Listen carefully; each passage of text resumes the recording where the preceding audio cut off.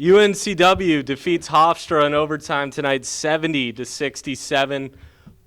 4 overtime games this season, 4-0, joined by Allie Zelaya and Tia Dobson following career nights. Allie, 22 points, a career high, 13 rebounds, your 6th double-double of the season, 3rd straight double-double. And then Tia, freshman, obviously set your new career high with 16, and you dished out a career high 8 assists. Both of you were in a rhythm from the opening tip, and it was a fun game to watch, and you guys found a way to win it at the end. Mm-hmm.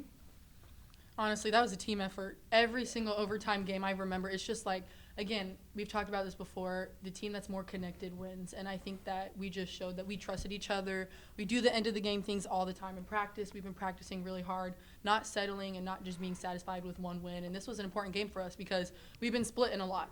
One loss, one win, one loss, and so the fact that we were able to stack some was really good, and hopefully this can just help us continue to play to win, not play to lose, and Coach says that a lot. And I have to give Tia a shout-out because I've challenged her to assist. I need her to get more assists a game, less turnovers, and I think she was the epitome of that tonight, so I'm really proud of her, especially being a freshman in such a big game. Thank you. And then Tia, free throw shooting for this team was a bit of an issue tonight. In overtime, you find a way to hit 2 crucial free throws. You hit the ones when it counted. What was going through your mind at that moment? You know, it was just a crazy game, so many things happening tonight.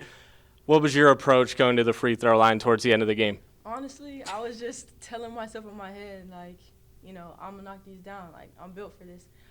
Coach tells us all the time, trust your preparation. And we prepared for this game. I prepared for this game. And it was just, you know, and when it's your night, too. Mm-hmm. So I just went in there with confidence, and I think that was what helped me. Coach talks a lot about, you know, limiting turnovers tonight. You get 18 points from turnovers in this game. Hofstra only had 4. You win the points in the paint battle 40-30, the fast break battle 13-2. Yeah. So it seems like, you know, you did a lot of the little things right tonight. Certain things didn't go your way at times, but this team seemed to keep their composure the entire night, played together, and somehow just this team keeps finding a way to get a win. It's very exciting. What did the atmosphere mean to you tonight? We believe this is, you know, the most attended game for a CAA game in the last 5 years, so we'll double check that. But what was it like playing in front of this crowd at Trask Coliseum? It was so refreshing. It was so, like, exciting. And, again, the little kids, for me personally, I have a little sister. Shout out Evelyn. But playing for little kids and little girls who want to be in your position is just, it's so inspiring. And they were literally chanting my name while I was on the free throw line. I was like, I can't miss this. Oh my gosh. But it's just like, that's what I do this for personally. I know that's what a lot of us do this for because we were those little kids. And afterwards, them coming up, being so excited, still screaming loud.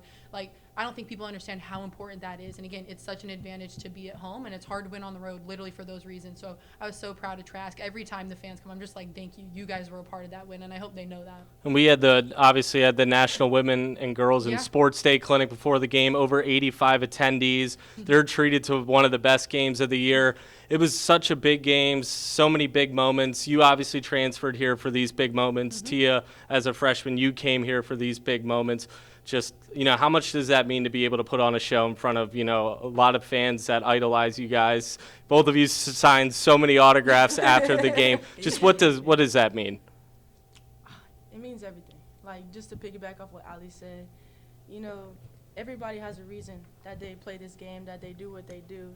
And when you score a bucket and you look over and you see all the little kids jumping, it's like it gives you an extra fuel. It gives you, when you're tired, you're like, I got to keep going. Like, I got to do this. And it's just amazing, this crowd, the people who support us every game, no matter win or loss. It's just a family environment, and I love playing here. Very rewarding. I think that's just the best word for it. Is it's so rewarding to be around these people. And like you said, win or lose, the fact that they would have that energy, whether we lost or won that game, it just, again, speaks volumes to the type of people and the type of atmosphere we have here in Trask. Yeah. Allie, like Tyler said, a great game. You were great on offense, 22 points, 13 rebounds, great on defense, 2 steals, 3 blocks. Every which way we needed you, you were there. That's been true for a lot of the Seahawks season. What have you seen that you can do to help this team, especially tonight in an overtime win? Yeah, I think just the experience that I'm able to bring. You know, being in atmospheres like this is no is no stranger to me. And so I just want to help be composed and be a face that Tia can look at and take a deep breath and be like, you know what, you're right, we got this. And I think doing my job is another way to lead. Not only talking and listening and communicating are the things that you should do, but doing your job inspires other people to do their job. And it also, it's like a respect thing. When I see Tia doing her job, she can tell me anything when I'm doing my job. But I feel like the fact that we have a bunch of leaders out there, you know, it's not just one person, it's not just age or anything. So I think that we balance each other out, and I couldn't have done any of those things without my team. It's we're so connected, and I'll keep saying that over and over again, and that's the reason that we win games like that.